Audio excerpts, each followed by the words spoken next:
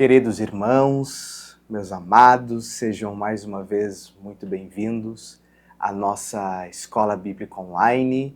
Mais uma vez ficamos muito felizes de ter você aqui conosco, de ter a sua participação, de ter você conosco assistindo a aula, estudando sobre a Palavra de Deus. E hoje, mais uma vez, nós estamos aqui, dessa vez, para falar da nossa lição de número 6, que tem por título O Bom Pastor e as Suas Ovelhas. É a nossa lição de número 6 e o nosso texto áureo se encontra no Evangelho de João, capítulo de número 10 e versículo de número 14, que diz o seguinte: Eu sou o bom pastor e conheço as minhas ovelhas, e das minhas sou conhecido. A nossa verdade prática nos diz que Jesus é o bom pastor e nós, que pertencemos à sua igreja, somos as ovelhas do seu rebanho. A nossa leitura bíblica em classe, ela se encontra também no Evangelho de João, no capítulo de número 10, dos versículos de número 1 a 16. Então, a nossa lição hoje, aquilo que nós vamos abordar nesta aula, nós vamos estar abordando os eventos que sucederam à festa dos tabernáculos, né? A festa das cabanas, que é o que nós estudamos na lição passada.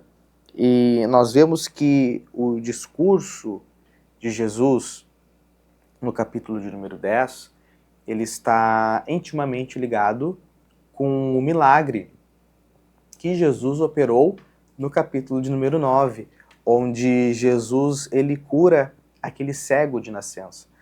E nós vemos a repercussão, nós vemos, né, diante de tantas pessoas que estavam presentes, tantas pessoas que viram, e como esse fato chegou ao ouvido dos escribas e dos fariseus.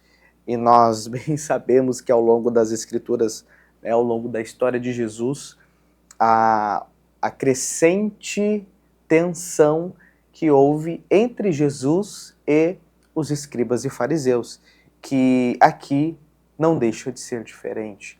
E nós vemos que havia, naquela época, os escribas, os fariseus, que eram responsáveis por direcionar, orientar, em outras palavras, trazendo para a nossa lição, por pastorear o povo de Deus. E Jesus, nesse contexto, né, que era um contexto muito real, uma ilustração muito presente na vida do povo daquela época, que era a figura do pastor e a ovelha, certo? Nós vemos isso desde do início, né, da narrativa bíblica. Nós já vemos lá, vemos sobre rebanhos, vemos sobre pastores, já lá em Gênesis. Lá em Êxodo, Moisés cuidava de ovelhas, vemos que Davi também cuidava de ovelhas, eles eram pastores. E nós vemos então que esse contexto é um contexto muito presente na narrativa bíblica, e era muito presente para aquele povo. Então, o texto, a lição, aquilo que nós vamos aprender hoje, está intimamente ligado com essas figuras. E quando Jesus inicia o discurso no capítulo de número 10, ele, em primeiro lugar, a primeira afirmação que ele faz é que ele é a porta, ou eu sou a porta.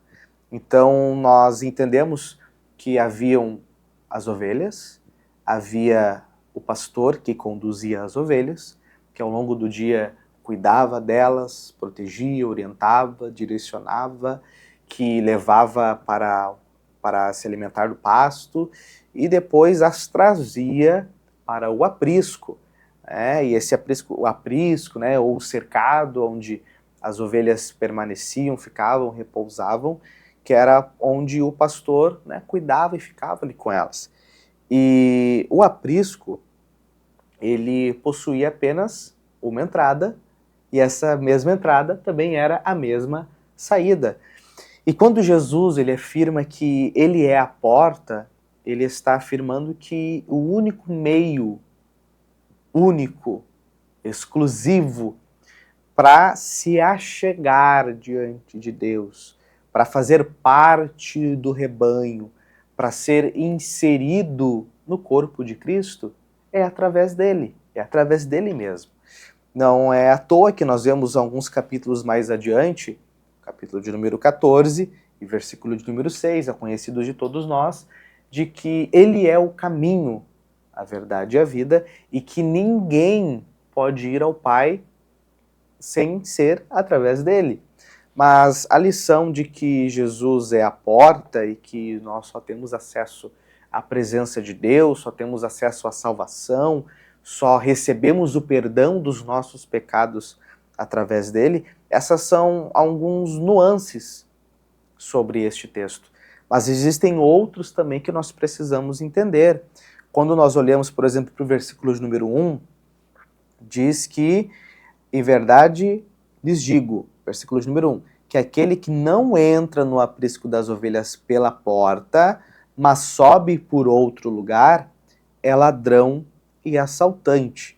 E isso também nos deixa a lição de que quaisquer outros meios, quaisquer outros caminhos, quaisquer outros métodos para tentarmos nos achegar diante de Deus, para tentarmos nos aproximar, eles são nulos. Eles não têm validade, eles não têm legitimidade.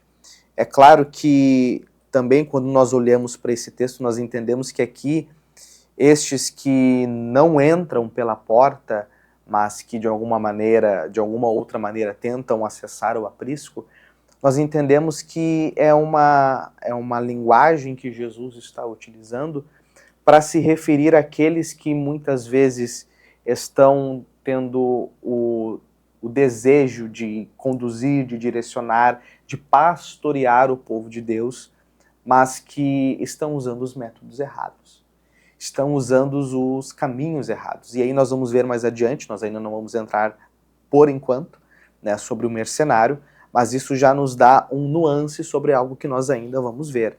Então nós vemos, na sequência do texto, o porteiro abre-lhe a porta e as ovelhas ouvem a sua voz. Ele chama as suas ovelhas pelo nome e as leva para fora.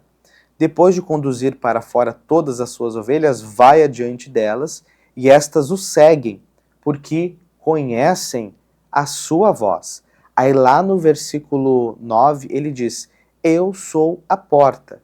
Quem entra por mim será salvo, entrará, sairá e encontrará pastagem. E aí depois nós vemos o versículo de número 10. O ladrão vem apenas para roubar, matar e destruir. Eu vim para que tenham vida e a tenham plenamente.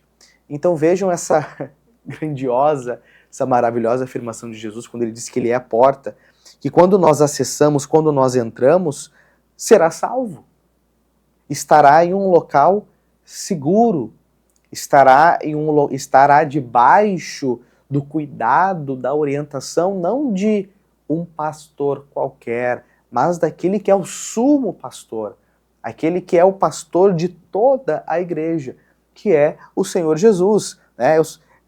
Quem entra por mim será salvo, entrará, sairá e encontrará pastagem. Sabemos que, né, o pasto é um dos principais alimentos ali para as ovelhas, e isso também figura que Jesus está tendo esse cuidado espiritual de me alimentar, de te alimentar. Jesus ele tem esse cuidado não de conduzir as suas ovelhas por um lugar desértico, que não haja vida, que não haja condições de vida, que não haja condições de prosseguir. Não, Jesus ele sempre vai nos conduzir de tal maneira com que venhamos a encontrar pastagem. Quando nós olhamos para o Salmo de número 23, ainda que nós andemos pelo vale da sombra e da morte, ele estará conosco, ele nos guia, nos conduz aos pastos verdejantes. O seu cajado, a sua vara nos consolam. É claro que aqui hoje eu estou entrando, né, que Jesus seria o bom pastor, mas ainda sobre a porta, vejam o cuidado de Jesus. Porque lembremos-nos de que para acessar o aprisco era preciso passar pelo pastor. E o que isso também nos ensina? Tudo aquilo que chega até a nossa vida está no controle de Deus, está no controle de Jesus, amém? Então, para poder chegar até mim, chegar até você, precisa passar por Jesus primeiro. Então, o que eu quero dizer para você, eu não sei como você que está me ouvindo se encontra nesse momento, mas Jesus é a porta, amém? Romanos capítulo de número 8, versículo de número 28, diz que todas as coisas cooperam para o nosso bem, que Deus faz com que todas as coisas cooperem para o nosso bem. Em uns versículos mais adiante, que é o que nós repetimos todo final de culto, se Deus é por nós, quem será contra nós? Se esse Jesus, que é a porta, esse Jesus que é o bom pastor, que é o nosso Salvador, é por nós, quem será contra nós? Ninguém. Amém? Dando seguimento, então, além de que Jesus ele é a porta, Jesus ele também é o bom pastor. E o bom pastor, ele cuida das suas ovelhas. Aí nós entramos no versículo de número 11. Eu sou o bom pastor, e o bom pastor dá a sua vida pelas suas ovelhas. Versículo de número 14. Eu sou o bom pastor, conheço as minhas ovelhas e elas me conhecem. Assim como o Pai me conhece e eu conheço, e dou a minha vida pelas ovelhas. Veja mais um pouquinho, versículo de número 27. As minhas ovelhas ouvem a minha voz, e eu as conheço e elas me seguem. Eu lhes dou a vida eterna, e elas jamais perecerão. Ninguém as poderá arrancar da minha mão. O meu Pai que as deu para mim é maior do que todos, e ninguém as pode arrancar da mão do meu Pai. Eu e o Pai somos um. Que glória! Que texto, meus irmãos! Saber que nós estamos seguros nas mãos de Jesus. Saber que nós somos acolhidos pelo sumo pastor. Saber que nós estamos sob os cuidados daquele que não apenas fala da boca para fora, mas aquele que demonstrou e que demonstrou com a sua vida até onde ele estava disposto a ir pelas suas ovelhas, até onde ele estava disposto a ir pelo resgate do seu rebanho. É por isso que eu e você estamos aqui hoje, porque esse pastor, Jesus Cristo, ele deu a vida por mim e por você. Nós vemos, por exemplo, Lucas, capítulo de número 15, né, que alguns vão dizer que é o capítulo das coisas perdidas, onde nós vemos a parábola da ovelha perdida e nós vemos a determinação, nós vemos, né, a ousadia, nós vemos o interesse, né, de Jesus ali prefigurado como pastor daquelas ovelhas, de ir atrás daquela que se perde, de ir atrás daquele que está afastado, de acolher, de amar, de cuidar, de proteger, de salvar. Há um outro texto, Filipenses capítulo de número 1, versículo de número 6, que diz que aquele que começou a boa obra, ele há de aperfeiçoar até aquele grande dia. E por essa razão, meus irmãos, independente de onde nós estejamos hoje, né, independente da forma como as coisas estejam acontecendo ou como as circunstâncias estejam se desenrolando, Jesus ele continua no controle. Jesus ele continua com seus olhos fitos na gente. Os irmãos vão se lembrar do texto que conta do momento em que os discípulos estavam no mar da Galileia, estavam ali naquele barco, levantou uma tempestade, o texto nos diz que Jesus viu que o barco estava sendo atingido por aquela tempestade. Nós vemos no texto que nós já estudamos, da primeira multiplicação dos pães e peixes, que os evangelhos vão nos dizer que Jesus ele olhou para aquela multidão e ele teve compaixão, assim como ele tem compaixão de mim e de você. Então, Jesus, como esse sumo pastor, como o grande pastor, ele é aquele que dá a vida pelas suas ovelhas. Ele é aquele que vai até o fim, ele é aquele que faz o que for preciso para salvar as suas ovelhas, para amar as suas ovelhas, para cuidar das suas ovelhas. Outro sim, que aí nós vamos ver que Jesus, como pastor, ele conduz as ovelhas, ele conduz o rebanho e ele nos conduz ao aprisco. Ele nos conduz a um ambiente, a um lugar em que nós estamos junto com outras ovelhas. E nós podemos concluir, sem dúvida, sem medo, de que é onde nós nos encontramos todo domingo no culto, que é onde nós vamos no círculo de oração, no culto de jovens adolescentes, que é a igreja. É esse ambiente onde nós estamos com outros irmãos, é esse ambiente onde nós podemos desfrutar da comunhão, da amizade, do encorajamento, da repreensão, né, do sorriso, do abraço, do carinho dos irmãos. Então Jesus, ele é aquele que nos conduz a este ambiente, que nos guarda nesse ambiente e cuida. Ó, veja o que a nossa revista nos diz. O aprisco das ovelhas simboliza um espaço de proteção. Este local é defendido diretamente pelo pastor do rebanho, Jesus, que está disposto a sacrificar-se se necessário. Não existe lugar mais seguro do que aquele que está sob a vigilância e proteção do sumo pastor, o Senhor Jesus. Amém?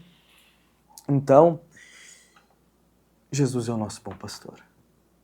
Jesus é a porta. E algo que Jesus também traz neste texto, e que nós já estamos nos encaminhando para o fim, que é sobre os mercenários, ok?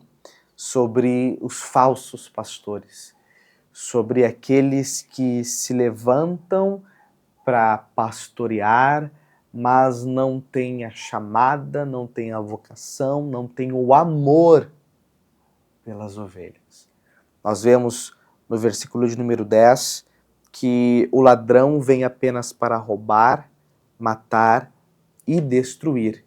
Esse texto é um texto que nós geralmente aplicamos ao diabo, né? E não está errado nós dizermos que o diabo vem para roubar, matar e destruir, mas na exegética do texto, esse ladrão são os falsos pastores. Então nós podemos ver o quão maligno, o quão prejudicial, o quão é ruim, né, o falso pastor. Vou explicar um pouco melhor. Vamos para o texto. Veja, versículo de número 12. O assalariado não é o pastor a quem as ovelhas pertencem. Assim, quando vê que o lobo se aproxima, abandona as ovelhas e foge. Então o lobo ataca as ovelhas e as dispersa. Ó, ele foge porque é assalariado e não se importa com as ovelhas. Talvez a sua versão apareça um pouco diferente da sua Bíblia, minha versão é a NVI, ok? Mas perceba comigo que motivação nesse contexto é a palavra-chave. E quando chega a aprovação, quando chega a dificuldade, aqui no texto Jesus usa a figura do lobo, que representava uma ameaça, que representava um perigo para as ovelhas, é que nós vemos quem de fato é o pastor. É que nós vemos quem de fato está determinado a lutar, a proteger, a se sacrificar pelo rebanho.